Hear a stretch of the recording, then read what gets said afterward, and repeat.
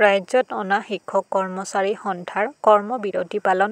তাৰ সমান্তৰালকৈ বৃহস্পতিবাৰে দিনৰ 1 বজাত চিলাপথাৰ বিজ্ঞান মহাবিদ্যালয়তো অনা শিক্ষক কৰ্মচাৰী সন্থাই যোৱা বুধবাৰৰ পৰা 15 নৱেম্বৰলৈকে 4দিনীয়া কৰ্মবিৰতি পালন কৰ্মচাৰী সন্থাৰ 2021 বৰ্ষৰ 1 জানুৱাৰীৰ পৰা বলবৎ হোৱাকৈ 33খন প্ৰাদেশিক স্নাতক মহাবিদ্যালয়ত কৰ্মৰত অনা শিক্ষক কৰ্মচাৰীসকলক দৰমহা আৰু নিয়মীয়া ভাত্তা নিয়মীয়া হাৰত প্ৰদান নকৰাত ক্ষোভ কৰ্মচাৰীসকলৰ। অতি শীঘ্ৰে অহা শীতকালীন অধিৱেশনত অসম চৰকাৰে অনা শিক্ষক কৰ্মচাৰী সন্থাক চাকৰি নিয়মীয়াকৰণ কৰাৰ লগতে স্কেল পেৰ সুবিধা প্ৰদান কৰিবলৈ দাবী কৰ্মচাৰীসকলৰ। চিলাপথাৰ বিজ্ঞান মহাবিদ্যালয়ৰ অনা শিক্ষক কৰ্মচাৰীৰ ফালৰ পৰা সাংবাদিকসকলৰ ৰাইজক মই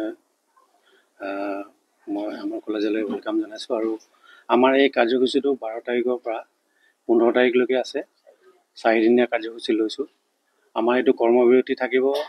আমি এতিয়া 2021 চনৰ পৰা প্ৰাধিকৃত হোৱা 33খন মহাবিদ্যালয়ৰ অনাশিক্ষক কৰ্মচাৰীয়ে যি আমাৰ ফিক্স পে হৈ আছে, আমাৰ ৱেজেছত আছোঁ এতিয়ালৈ 2018 চনৰ আইনৰ আওতাত আনি আমাক চৰকাৰে ফিক্স ৱেজেছ হিচাপত থৈছে।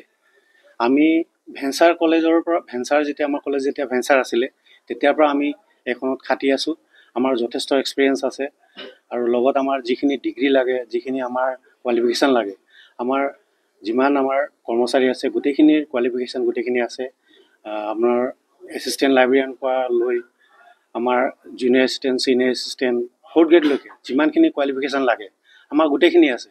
কিন্তু চৰকাৰে যেতিয়া 2021 চনত যেতিয়া আমাৰ কলেজ প্ৰাধিকৰণ কৰিছিলে তেতিয়া হিমন্ত বিশ্ব শৰ্মা শিক্ষামন্ত্ৰী হৈ থাকোঁতে তেখেতে এষাৰ কথা কৈছিলে যে আমি 2021 চনত এতিয়া আমি ৱেজেছ হিচাপত নন টিচিং ষ্টাফক আমি এতিয়া ট্ৰেকলৈ আনি লওঁ।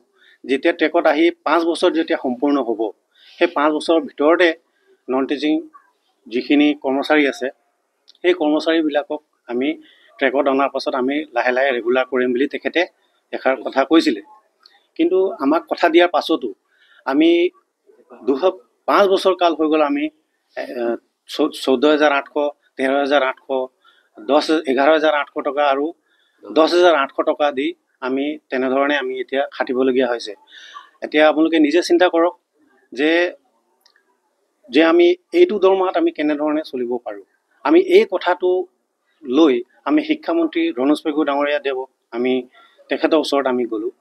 তেখেতৰ ওচৰত গৈ আমি কথাবিলাক আমি উত্থাপন কৰিলোঁ যে তেখেতক আমি ৰিকুৱেষ্ট কৰিলোঁ এপ্লিকেশ্যন থ্ৰু দি যেতিয়া আমি ৰিকুৱেষ্ট কৰিলোঁ তেখেতে ক'লে যে আমাক যিটো ৱেজেছ হিচাপত দিছে সেইটো জাষ্ট আমাক এতিয়া চাকৰি ৰখাবৰ কাৰণে দিছে, জাষ্ট মানে আমাক এতিয়া ৱেজেছ হিচাপত লৈছে, এক্টৰ আণ্ডাৰত জাষ্ট আনি আমাক জাষ্ট এটা কিবা চলিব পৰাকৈ কিবা এটা আমাক দিছে। কিন্তু আমাক চাকৰি নিয়মীয়া কৰাটো তেখেতৰ কোনো মানে প্লেনিং নাছিলে।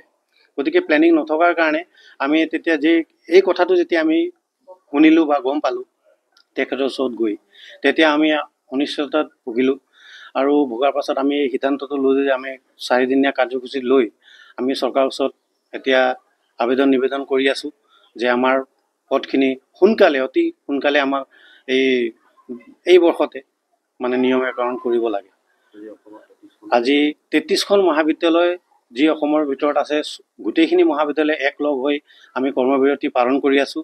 বাকীবিলাক কলেজতো এই কাৰ্যসূচী চলি আছে আৰু চলি থাকিব। অনাগত দিনত যদি চৰকাৰে আমাৰ এই কোনো দাবীখিনি যদি সম্পূৰ্ণ নকৰে আৰু কোনো পদক্ষেপ যদি নলয় তেতিয়া আমি আৰু আগন্তুক দিনত ইয়াতকৈ আৰু জটিলভাৱে আমি লাগিম আৰু অনিৰ্দিষ্ট কাললৈকে আমি কৰ্মবিৰতি লৈ থাকিম।